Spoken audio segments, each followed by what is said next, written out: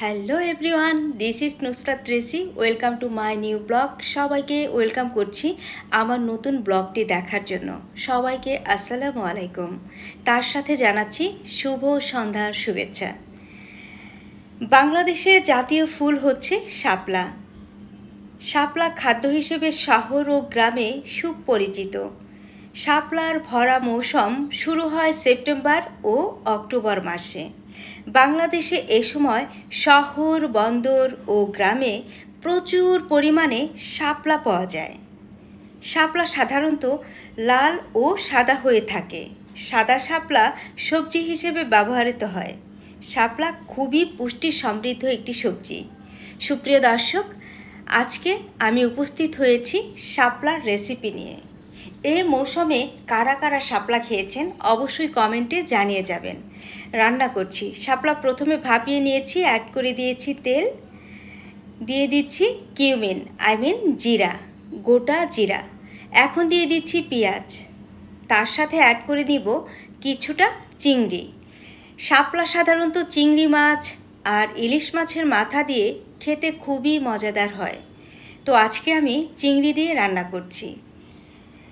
এবার জানা যাক শাপলার উপকারিতা সম্পর্কে। শাপলা আমশা ও পেট ফাঁপা দূর করতে বিশেষ সাহায্য প্রদান করে, শরীরকে শীতল রাখে, হৃদযন্ত্রের কার্যকারিতা বাড়ায়, প্রস্রাবের জ্বালাপোড়া কমায়। সাম্প্রতিক গবেষণায় পাওয়া গেছে শাপলা ডায়াবেটিক্স রোগীদের জন্য ঔষধি গুণাগুণ হিসেবে বিশেষ ভূমিকা পালন করছে। ক্যান্সার প্রতিরোধে শাপলার বিশেষ অবদান রয়েছে। রক্ত সঞ্চালনের ক্ষেত্রেও শাপলা গুরুত্বপূর্ণ ভূমিকা পালন করে। সুপ্রিয় বন্ধুরা, আমি চিংড়ি মাছগুলো সুন্দর করে ভেজে সামান্য টারমারিক পাউডার আর কোরিয়ান্ডার পাউডার অ্যাড করে দিয়ে আমি ভুনা করে নিয়েছি। তারপর অ্যাড করে দিয়েছি শাপলা, কিছুটা নেড়ে চেড়ে এখন ঢাকনা দিয়ে ঢেকে দিয়েছি। আমরা যেভাবে রান্না করি সেই রেসিপিটাই আপনাদের সাথে শেয়ার করছি। আমি এটা আমার মায়ের থেকে শিখেছি।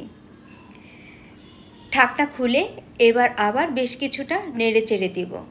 শাপলার মধ্য থেকে বেশ কিছুটা পানি উঠেছে।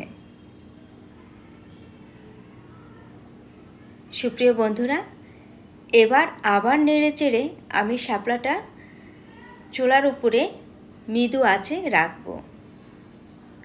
এইভাবে যদি শাপলা ভাজি করেন তাহলে খুবই মজা পাবেন খেয়ে।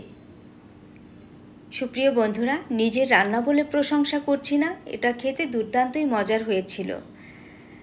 তো আমি এখন নেড়ে চেড়ে বেশ কিছুটা রস শুকিয়ে নিয়েছি। এই তো আমার শাপলা রান্না হয়ে গেছে। উপরে তেল চলে আসছে। তো আমার রেসিপিটা যদি আপনাদের কারো ভালো লেগে থাকে, আমার মতো আপনারাও ট্রাই করতে পারেন। খেয়ে খুবই মজা পাবেন এবং তৃপ্তি ভরে ভাত খেতে পারবেন। তো সবাই অনেক ভালো থাকেন। সবার সুস্বাস্থ্য কামনা করে আপাতত বিদায় নিচ্ছি।